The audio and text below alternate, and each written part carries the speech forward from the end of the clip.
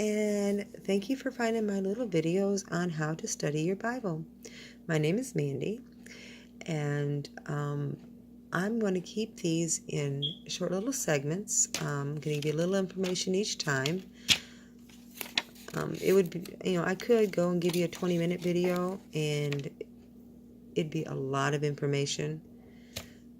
And it's so much easier to take it in little bites than it is to take it a big piece of pie at one time. Take it one piece at a time. So I decided to find a verse in Genesis. And in Genesis, I needed to find out more about Genesis. Who wrote Genesis? We can see up here, Moses wrote Genesis. And my Bible also gives us some information, the background on it. It gives you the message and the purpose, a bunch of information on it. There's actually 2 pages of it. My Bible also gives me a timeline of Genesis, of everything that happens within the book of Genesis, about creation. There's the dates. You see how these dates are going backwards? In the Old Testament, dates go backwards. And in the New Testament, they go like we're doing. They go forward. So we had to find out when Genesis was actually written. And Genesis was written in 1446 through 1406 BC. It was written after the Exodus, after Moses left Egypt with the Israelites. BC means before Christ. And AD, which is the New Testament, means, I always thought it meant after dissension. I was wrong. But there's actually a Latin phrase for it, which is, here, let me show you my notes. Maybe you guys can figure it out. It's Anno Domini. It's in the year of the Lord, after dissension. Now, I think that's the coolest thing, that our timeline is based on Christ, based on God, based on the Bible. So here's this timeline about Genesis. And my Bible also gives me an outline of Genesis. And if I needed to find something really fast and I knew what book it was in, all I had to do is go and look here and find, and it gives me the chapter and the verse of where it's at. So, but I decided to do Genesis 1:1. In the beginning, God created the heaven and the earth. Now, you can see here, there's an A by the beginning, and there is a B by God created the heaven and the earth. And over here in the center is our references, and it says A 1:1, which is Genesis 1:1. It gives me 2 verses, 2 references, John 1:1 and 2, and Hebrews 1:10. That is the 2 references they give me for in the beginning. And for the rest of it, God created the heaven and the earth. There's all of these places that you can go and read more on it, except right there. See, that says 1:2. That's chapter 1, verse 2.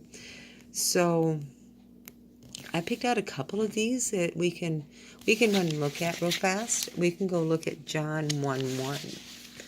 Now, the book of John was written 50 to 85 AD.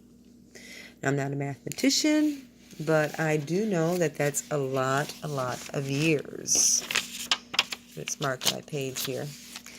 And for it to be the same, talking about the same, I think that's awesome.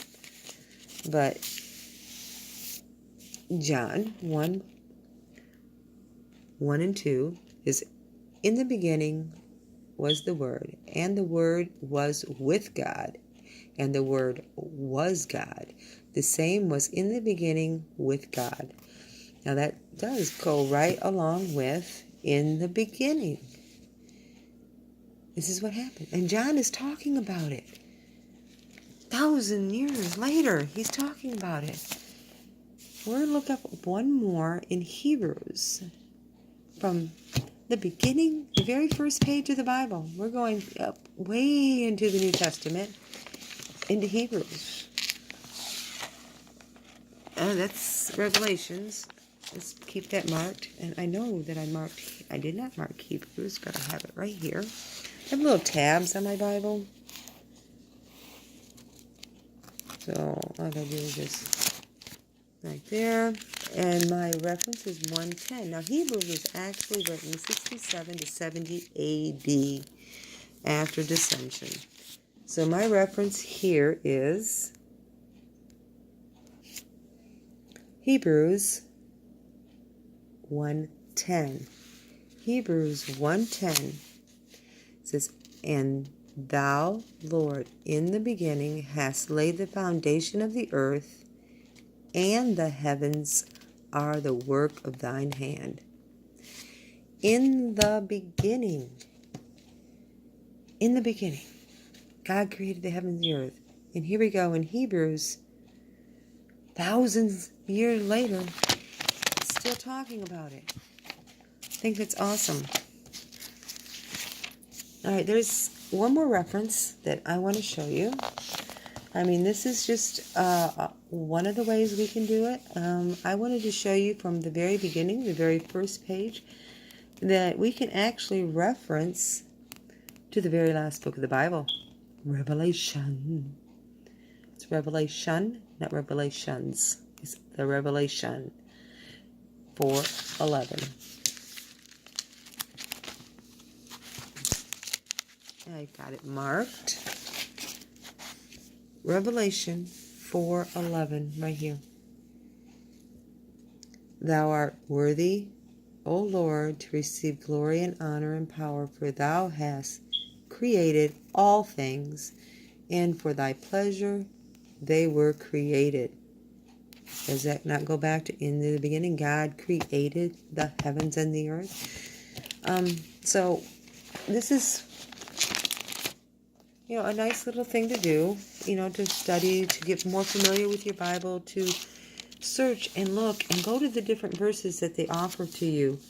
And please, if you don't have a Bible, you can pick one up really, really cheap. You don't have to spend a lot of money on it. If you do have a Bible, I beg you to get it out. Dust it off. Start going through it, reading it.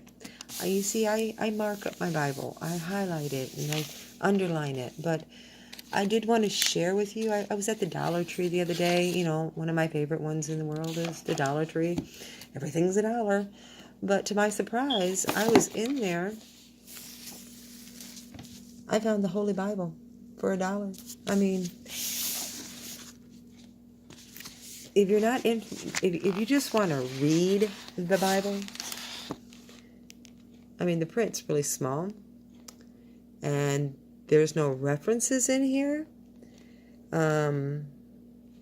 There's nothing, even on the verses in the chapters telling you what's going on. I mean, this is just a read. And also, I noticed that in the New Testament, there's no red lettering for Jesus's words. So, but if you don't have one and you can't afford to buy one, I mean, go spend $1 and until you can, and get it. And this is the Old and the New Testament. I got it upside down for you. I apologize. This is the Old and the New Testament. If it clears up, you could see it. And it is the King James Version. They also had